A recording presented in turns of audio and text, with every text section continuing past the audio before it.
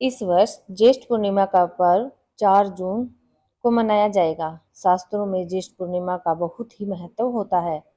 इस दिन कलश भर कर शहद का दान करने का विधान है।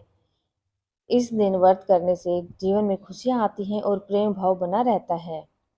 ज्येष्ठ पूर्णिमा जून को 11:17 से प्रारंभ होकर जून 4 को 9 से 12 पर पूर्णिमा समाप्त होती है। ज्येष्ठ पूर्णिमा पर सत्यनारायण की कथा भी होती है। ज्येष्ठ पूर्णिमा के दिन सत्यनारायण कथा एवं पूजा की जाती है। इस दिन भगवान नारायण का पूजन होता है। इस पूजा में श्री विष्णु भगवान के सत्य स्वरूप का पूजन होता है। इस कथा के दिन व्रत का भी विधान बताया गया है। सत्यनारायण कथा और पूजन से सभी मनोकामनाएं पूरी होती हैं।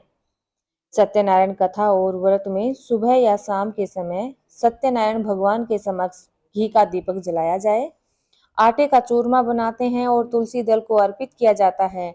सत्यनारायण भगवान को फल, फूल इत्यादि वस्तुएं भोग स्वरूप भेंट की जाती हैं। ज्येष्ठ पूर्णिमा को वट सावित्री का व्रत भी होता है। ज्येष्ठ पूर्णिमा के दिन वट सावित्री व्रत किया जाता है। वट सावित्री पूजन होता है। यह दिन इन दो शुभ योगों के बनने से यह दिन अत्यंत ही शुभ फलदायी बन जाता है। इस दिन व्रत और पूजा करना सौभाग्य को देने वाला और संतान की प्राप्ति कराने वाला होता है। स्कंद पुराण के अनुसार ज्येष्ठ पूर्णिमा के दिन संबंधित पूजा एवं वट सावित्री व्रत की महिमा को बताया गया है। वट वृक्ष का पूजन होता है। इस दिन वट वृक्ष का पूजन होता है। वट वृक्ष पूजन में वृक्ष की परिक्रमा की जाती है। इस ज्येष्ठ पूर्णिमा के दिन वट वृक्ष की पूजा करने से त्रिदेवों का आशीर्वाद प्राप्त होता है। सुहागन स्त्रियों के अतिरिक्त कुंवारी कन्याएं भी इसका पूजन कर सकती हैं। इस दिन वट वृक्ष का पूजन करके सुहागिनों को सदा सौभाग्यवती होने का सुख प्राप्त होता है और संतान के सुख की प्राप्ति होती है। आज के समय में ज्येष्ठ पूर्णिमा के दिन गांवों शहरों में हर सभी लोग इस दिन को उत्साह के साथ मनाते हैं। जहां वट वृक्ष होता है वहां स्त्रियां परंपरागत रूप से इस वृक्ष का पूजन करती है। वट वृक्ष की पूजा में वृक्ष की परिक्रमा की जाती है। 3, 5 या 7 बार इसकी परिक्रमा करते हैं। इसके साथ ही परिक्रमा करते समय कच्चे सूत धागे पर लपेटा जाता है। इसके साथ ही चंदन, अक्षत, रोली इत्यादि से तिलक किया जाता है।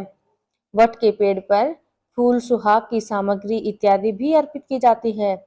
साथ ही पूरी और अन्य प्रकार के पकवानों का भी भोग चढ़ाया जाता है। वृक्ष के समक्ष दीपक भी जलाया जाता है और इस वृक्ष पर जल अर्पित किया जाता है। सनातन धर्म में व्रत रखने का बहुत महत्व होता है।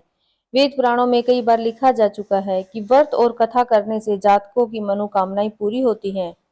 ऐसा ही एक मनोकामना पूर्ण व्रत वट पूर्णिमा का भी है। सुहागिन महिलाएं अपने पति की लंबी उम्र, खुशहाल शादीशुदा जीवन और सुख शांति एवं समृद्धि से भरे दाम्पत्य जीवन के लिए रखा जाता है। पंचांग के अनुसार हर साल 2 वट सावित्री आती है, जिसमें से पहली ज्येष्ठ मास की अमावस्या तिथि पर होती है और दूसरी पूर्णिमा तिथि पर। इस साल वट सावित्री पूर्णिमा 4 जून को मनाई जा रही है। इस दिन वट वृक्ष की पूजा कर ब्रह्मा, विष्णु और महेश का आशीर्वाद प्राप्त किया जाता है। वट पूर्णिमा की कहानी हिंदू शास्त्रों में लिखा है। पौराणिक कथा के अनुसार अशुपति नाम के राजा थे, जिनकी एक ही संतान थी, जिसका नाम देवी सावित्री था। माता पिता के लाड प्यार और दुलार के साथ पली बड़ी सावित्री विवाह योग्य हुई। तब राजश्री अश्वपति ने उसका विवाह धूमसेन के बेटे सत्यवान से करवा दिया। विवाह के वक्त ही नारद जी ने अश्वपति को सत्यवान की अल्पायु होने के बारे में बताया।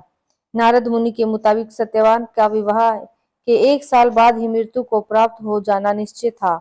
नारद मुनि की यह बात सुनकर राजश्री अश्वपति डर गए और बेटी सावित्री को दूसरा वर चुनने के लिए कहने लगे, लेकिन बेटी सावित्री को पिता की बात नामंजूर थी। उसके बाद ही निश्चय कर सावित्री का विवाह सत्यवान से विधि पूर्वक संपन्न हो गया। शादी के बाद सावित्री सत्यवान और उसके माता पिता के साथ जंगल में रहने लगी। देवी सावित्री अपने पति सत्यवान की लंबी आयु के लिए विधिवत तरीके से व्रत रखने लगी। लेकिन जब नारद मुनि की भविष्यवाणी के अनुसार जब सावित्री के जीवन का अंतिम दिन आया, तो उस दिन सावित्री भी उनके साथ लकड़ी काटने बन गई। लकड़ी काटने के लिए सत्यवान एक पेड़ पर चढ़ने लगे, तभी उनके सिर में तेज दर्द हुआ। दर्द के कराहकर सत्यवान पेड़ से नीचे उतरे और एक घनी छाया वाले बरगद के पेड़ के नीचे पत्नी सावित्री की गोद में लेट गए। वहीं उनके कुछ देर बाद ही सावित्री ने देखा कि यमराज उसके पति के प्राण लेने आए हैं। जब यमराज सत्यवान के प्राण लेकर जाने लगे, तो सावित्री भी उन्हीं के साथ चलने लगी। यमराज ने देवी सावित्री को बहुत मना किया, लेकिन सावित्री के प्यार और समर्पण के आगे यमराज की एक न चली। सावित्री के हठ को देखते हुए यमराज ने उनसे 3 वरदान मांगने को कहा। यमराज की ये बात सुनकर सावित्री ने 100 पुत्रों की माता बनने का वरदान मांग लिया। लेकिन यमराज द्वारा दिए गए ये वरदान तभी पूरे होकर फलित हो पाता, जब यमराज उसके पति सत्यवान को जिंदा कर देते। अब यमराज सावित्री को दिए गए अपने वचनों से बंधे हुए थे। उसी वचन का मान रखते हुए उन्होंने सावित्री के पति सत्यवान के प्राण दोबारा लौटा दिए। प्राण लौटाने के बाद सत्यवान फिर से जीवित हो उठे।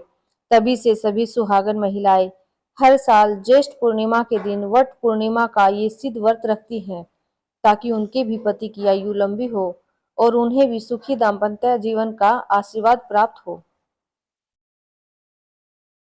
हमारी वीडियो को लाइक एंड सब्सक्राइब करें